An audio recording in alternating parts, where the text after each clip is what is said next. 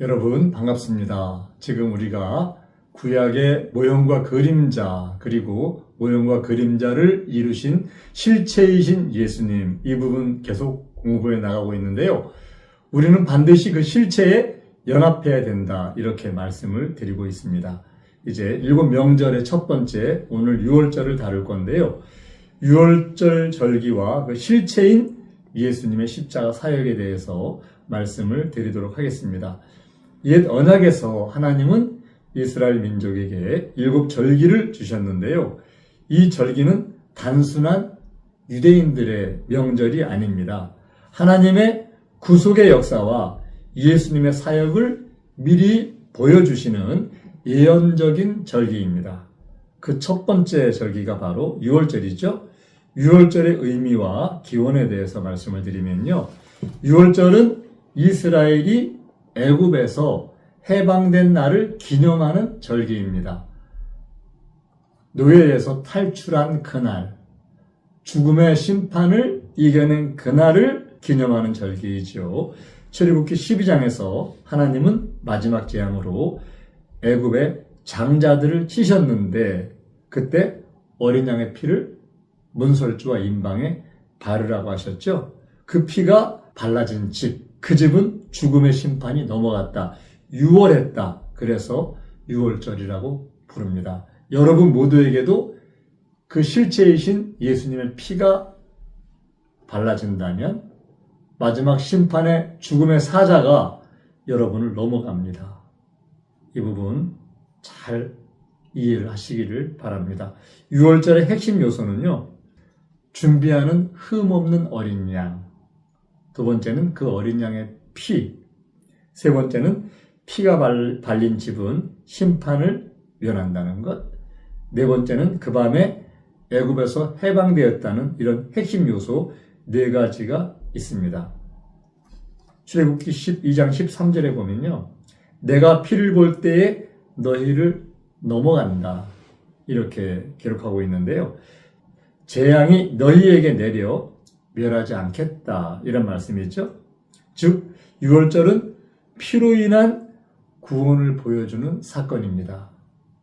예수님이 이 땅에 오셔서 유월절 양으로 유월절 예비일에 자기가 십자가에서 몸을 내어주셨잖아요. 이게 이제 옛 언약의 모세를 통한 유월절을 이루시는 과정. 제가 새 언약의 복음은 모형과 그림자를 모두 예수님이 십자가에서 실체로 이루셨다. 이렇게 말씀을 드렸는데요. 실제로 이러한 성경적인 지식, 이런 부분은 굉장히 중요합니다. 왜? 모르면 죽을 수도 있기 때문에. 알아야 면장을 한다 그러잖아요. 이 피를 바르는 거 알아야 내 몸에 피를 바르죠. 그리고 피를 바른 의미가 무언지를 성경을 통해서 알아야 공부할 거 아니겠습니까? 유월절 어린 양의 특징은요. 하나님은 어린 양을 선택하는 기준을 정해주셨는데 흠이 없는 수컷이래야만 됩니다. 그리고 1년 된 어린 양, 그리고 그 유월절 어린 양은 뼈를 꺾지 말아라.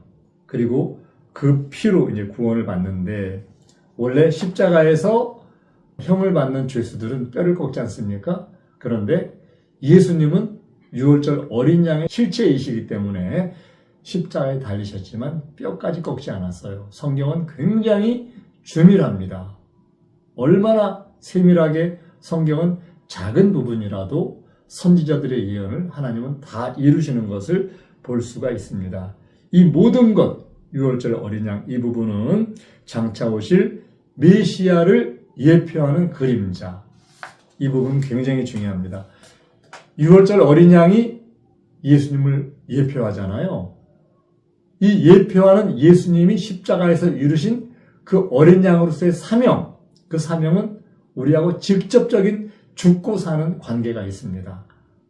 우리가 그 어린 양의 유월절의 그 모든 구속사에 내가 직접 참여하면 살고 참여하지 않으면 죽습니다.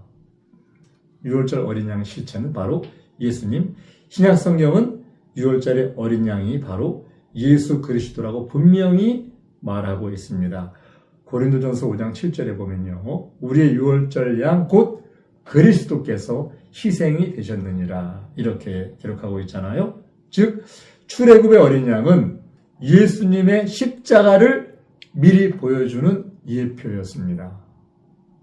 네 번째, 유월절 어린 양으로 오신 예수님의 사역을 한번 알아보겠습니다. 그 어린 양은 죄가 없어야 되잖아요. 유월절 어린 양은 흠도 없어야 되는데 베드로전서 1장 19절에 보면 흠 없고 점 없는 어린 양 같은 그리스도의 보배로운 피, 이렇게 기록하고 있어요. 예수님은 철저히 유대민족이 애굽에서 400년간 종살이하는 그 죄악 속에 잡혀있는 노예들, 죄의 노예들, 이 노예들을 유월절 어린 양의 피로 구원해 내듯이 이 세상은 사단이 임금인 사단의 정사와 권세 속에 들어있는 죄악의 성리잖아요. 여기서 우리를 구원해내는 것, 이 부분이 바로 유월절 어린 양 대신 예수님의 피, 히브리서 4장 15절에 보면요. 우리에게 있는 대제사장은 우리 연약함을 체휼하지 아니하시는 자가 아니요 모든 일에 우리와 같이 시험을 받은 자로 돼 죄는 없으시니라. 예수님의 사역, 죄 없는 그분, 예수님은 죄 없는 완전한 어린 양이셨죠. 유월절 날에 십자가에서 예수님이 죽으셨는데 놀랍게도 예수님은 정말 이 땅에 오셔가지고 그 유월절 날 십자가에서 죽으셨잖아요. 이게 얼마나 성경의 그 권위와 유월절 어린 양의 실체로서의 모든 것이 완벽한지, 그 구약의 유월절 그날 예수님이 돌아가셨지 않습니까? 마가복음 14장 12절에 보면 유월절의 첫날 곧 유월절 양 잡는 날에 제자들이 예수께 여짜오되 우리가 어디로 가서 선생님으로 유월절을 잡수시게 예비하기를 원하시나이까 하매, 이는 하나님이 유월절의 예표를 완전히 성취하신 그런 사건입니다. 예수님이 이제 유월절 만찬을 잡수시고 그날 잡혀서 그 이튿날 십자가에서 돌아가시잖아요. 이스라엘이 어린 양의 피로 죽음을 피했듯이 성도들은 예수님의 피로 심판을 면할 수가 있습니다. 로마서 5장 9절에 보면 우리가 그의 피로 말미암아 의롭다 하심을 받았으니, 이렇게 되어 있어요. 마태복음 26장 27절에 보면요. 또 잔을 가지사 살해하시고 저희에게 주시며 가라사대 너희가 다 이것을 마시라. 이것은 죄 사함을 얻게 하려고 많은 사람을 위하여 흘리는 바 나의 피 곧 언약의 피니라. 이렇게 잔을 주시면서 이게 내 피다, 이렇게 말씀하시잖아요. 이 피, 예수님의 피가 어린 양의 피라는 사실, 이건 굉장히 우리가 명심하고 중요하게 생각해야 되는 그런 현실적인 살고 죽는 문제가 연결된 일입니다. 이 피를 나에게 바르면 살고, 바르지 않은 집은 다 죽은 그 애굽의 심판, 그 심판이 우리에게 바로 온다는 거죠. 이제 구약 시대에는요, 애굽에서 해방된 사람들은 육체가 해방된 거예요. 육체가 가나안 땅에 갔지 않습니까? 새 언약 시대에는 육체가 아니라 우리 영이 해방되고 우리 영이 하늘의 새 예루살렘에 가는 부분, 구약과 신약의 다른 점은 구약은 육체에 대한 부분을 다루고 새 언약에서는 영적인 부분을 다룹니다. 애굽은 성경적으로 죄와 세상 권세의 상징이죠. 예수님의 십자가는 죄와 사망, 사탄의 권세에서 우리를 해방시키는 영적 출애굽을 제공합니다. 여러분, 예수님의 십자가, 이 십자가 피를 통해서 피바름이 있어야만 여러분이 영적으로 출애굽을 할 수가 있습니다. 애굽이 어딘가요? 세상입니다. 사단의 나라입니다. 애굽에 사는 모든 이스라엘 민족들은 종이었습니다. 노예로 살았습니다. 이 종과 노예의 신분을 해방하는 방법 하나, 출애굽인데 이 출애굽을 하는 방법은 바로 예수님의 십자가의 피를 바르는 것, 이것밖에 없습니다. 골로새서 1장 13절에 보면요, 그가 우리를 흑암의 권세에서 건져내사 그의 사랑의 아들의 나라로 옮기셨다, 이렇게 기록하고 있거든요. 6월절의 어린 양의 피는 바로 예수님의 십자가와 연결된다는 것, 옛 언약과 새 언약이 모형과 그림자, 그 실체라는 것, 이거 여러분 정말 잘 아셔야 돼요. 이제 옛 언약에서 6월절 날은 어린 양, 1년 된 수컷 어린 양을 잡았잖아요. 그런데 새 언약에서는 예수님이 어린 양이 되셨고, 그리고 옛 언약 시대에 그 양을 잡을 때 흠이 없는 양을 잡았어요. 우리 예수님은 모든 사람이 다 죄 안에 있지만 흠이 없는 분, 죄가 없는 분이셨죠. 그래서 흠 없는 어린 양과 똑같은 흠이 없는, 죄가 없는 어린 양이 예수님이 십자가를 이제 지셨고요.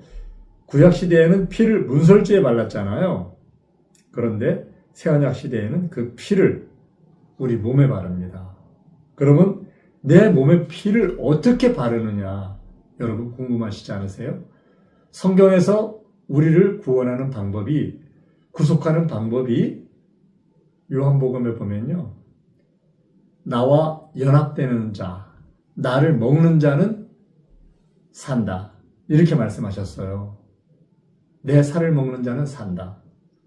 예수님의 살을 먹는다는 게 무슨 얘기예요? 바로 죽음과 장사와 부활을 복음이라고 하는데, 죽음과 장사와 부활에 연합하는 게 예수님의 살을 내가 먹는 거예요.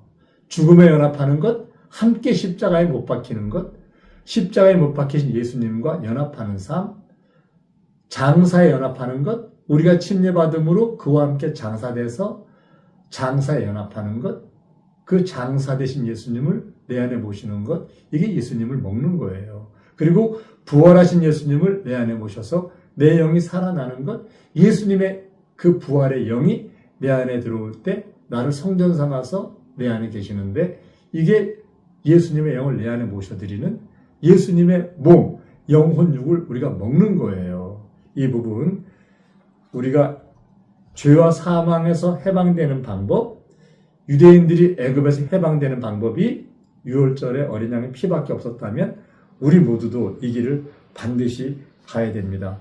6월절의 영적인 의미는요, 6월절은 단순한 역사적 사건이 아닙니다. 구원의 복음입니다. 핵심이 뭔가요?